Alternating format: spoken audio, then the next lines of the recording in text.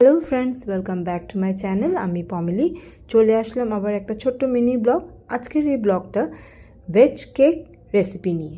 চলো চট করে দেখিয়ে দিই এটা আমি কিভাবে প্রিপেয়ার করলাম। বাড়িতে থাকা ভেজিসগুলোকে আমি ছোট ছোট করে কেটে একটু নুন জলের মধ্যে বয়েল করে নিয়েছি। তারপরে 1 কাপ সুজি আর 1 কাপ দই মিক্স করে ভেজিসগুলোকেও অ্যাড করে দিলাম। এখানে আমি 1 চামচ কিন্তু চিনিও অ্যাড করেছি। তারপরে 20 মিনিটের জন্য রেস্টে রেখে দিয়েছিলাম। তারপরে আমি এখানে নিয়েছি half table spoon baking powder, 1/4 table spoon baking soda. Activate করার জন্য আমি 2 চামচ ভিনিগার অ্যাড করেছি। অল্প কিছুক্ষণ ফেটিয়েই আমি প্রিহিট করা কেক টিনটাকে বসিয়ে দিলাম।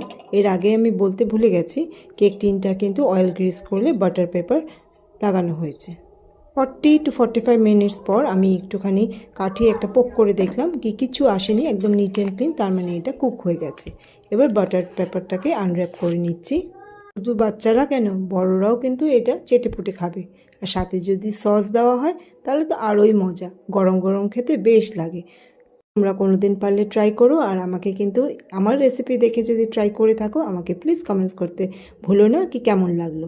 চলো আজ এখন এই পর্যন্তই, আবার দেখা হবে নেক্সট কোনো ব্লগে। এতক্ষণের জন্য আসি এবার, টাটা, ভালো থেকো সবাই। ভিডিওটা যদি ভালো লাগে প্লিজ একটু লাইক, কমেন্ট আর শেয়ার করে দিও।